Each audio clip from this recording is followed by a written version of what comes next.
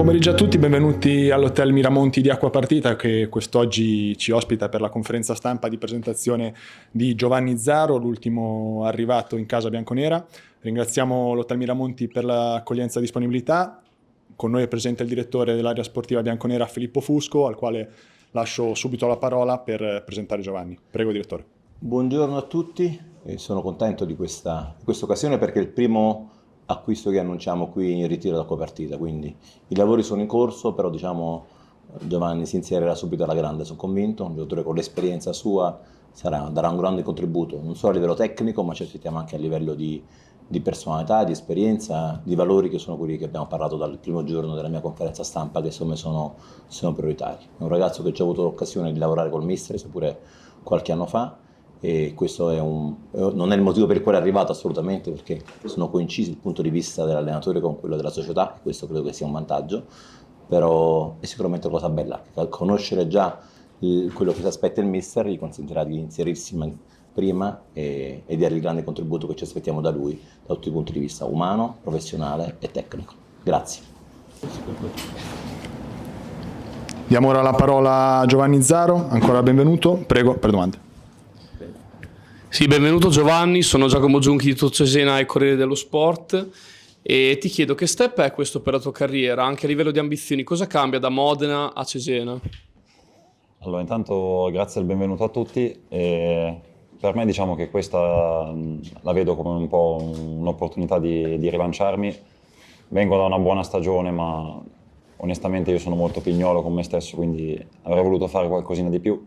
Quindi la vedo come una sorta di rinascita per riprovare a fare qualcosa di importante in una piazza che comunque è ambiziosa, che esige giustamente tanto, e è una piazza molto calorosa, quindi sono qui per questo. Sì, ciao, Daniele Sandoli, Resto del Carlino, benvenuto. Grazie mille. Il tuo benvenuto a noi l'hai dato l'anno scorso segnandoci il secondo gol nel derby, comunque complimenti per la stazza e per tutto quanto.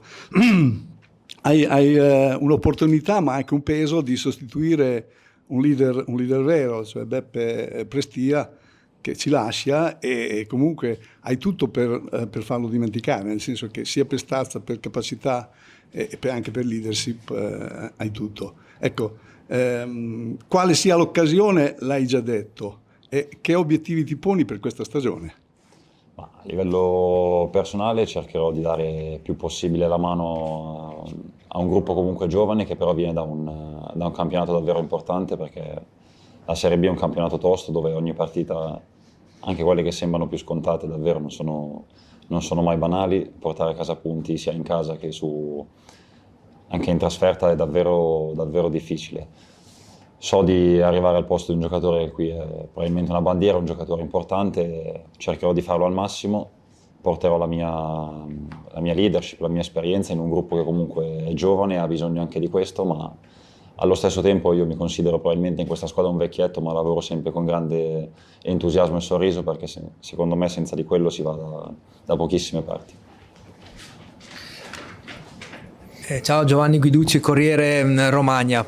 Prima Daniele del Resto del Carlino ricordava il gol l'anno scorso nel derby. Ecco, l'anno scorso ne hai fatto solo uno, però in realtà il tuo curriculum parla che ne hai fatte molti, quindi sei, diciamo, un difensore che ha questa caratteristica anche di spingersi in avanti per sfruttare le tue doti fisiche. Ecco, oltre a questa caratteristica in fase offensiva, dietro invece quali possono essere le tue caratteristiche e come pensi di inserirti in quella che dovrebbe essere una difesa a tre scelte dal mister, dove tu dovresti essere, appunto dicevi, un leader, come si dice una volta, il ministro della difesa?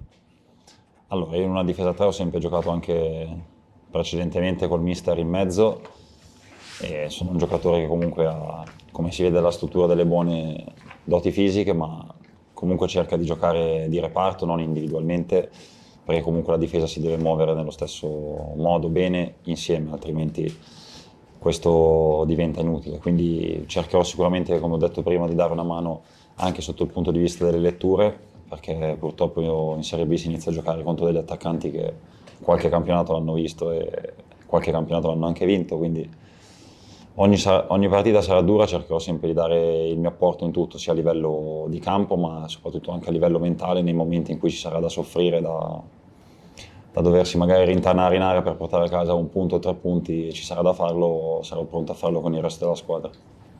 Ecco, il direttore ha detto che non sei venuto perché sei stato un giocatore di Mignani, però sicuramente lei lo conosce. Ecco, come pensi di ritrovarlo? Qual è un tuo giudizio? Perché l'hai conosciuto 5-6 anni fa, ecco, come pensi di ritrovarlo? Anche perché poi lui nel frattempo è cresciuto, ha fatto la Serie B, eravate in C. Io anche. No, è vero, nel senso il primo colloquio col direttore l'abbiamo avuto quando lui onestamente non sapeva che Mignani mi avesse già allenato, quindi l'interesse è nato da lì.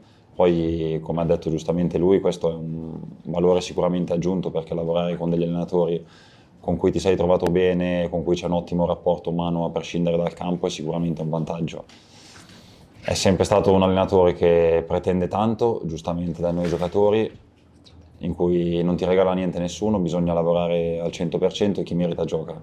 È sempre stato così e penso che conoscendolo sarà così ancora. E di lui posso solo parlare bene, l'ho ritrovato sicuramente evoluto rispetto a 4 anni fa come lo sono io, ma con gli stessi principi e valori che portava già prima.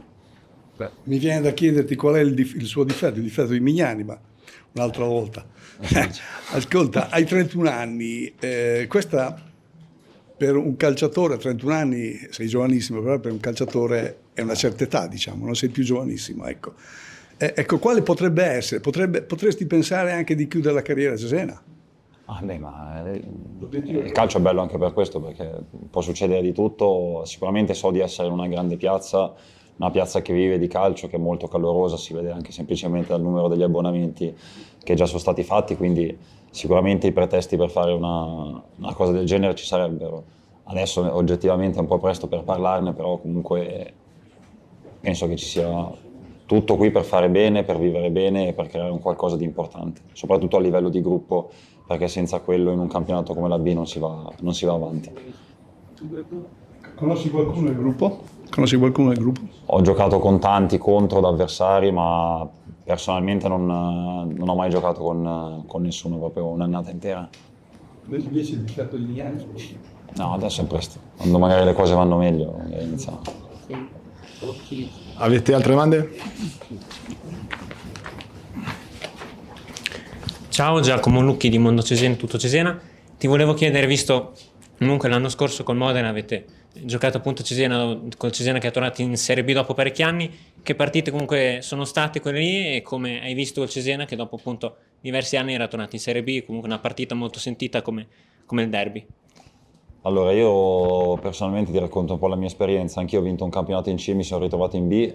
Forse il primo anno, tra virgolette, è un po' più facile perché vivi ancora di entusiasmo, di tante cose che ti porti dall'anno prima, quindi un po' la forza la trovi. Però una volta che ti consolidi in categoria, dopo si fa più dura perché comunque anche le altre squadre iniziano a guardarti con occhi diversi. Quindi paradossalmente quest'anno, sotto questo punto di vista, sarà un po' più difficile perché le squadre inizieranno a conoscerti, sanno che sei arrivato in un certo piazzamento e non per caso, quindi bisognerà alzare l'asticella un pochino perché le squadre inizieranno a sapere che giocano contro un Cesena che non è più un neopromosso ma che l'anno scorso ha fatto i playoff.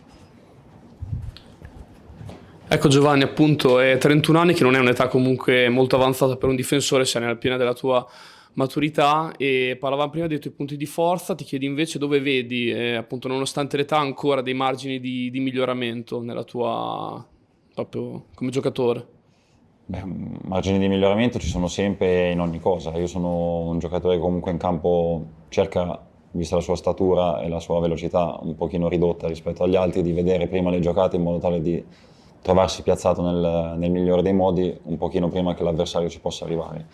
Per quanto riguarda i margini di miglioramento sono tanti, si può sempre migliorare in qualsiasi cosa, anche nel colpo di testa paradossalmente, dove magari tu dici lui è alto 2 metri, le prende tutte, non è sempre così, quindi ci sono tante cose su cui uno può migliorare, lo si fa giorno per giorno. Avete altre domande per Giovanni Zaro? Perfetto. Lo ringraziamo, ancora benvenuto in bianconero, grazie anche al direttore dell'area sportiva Filippo Fusco. Buona giornata a tutti. Grazie. Grazie.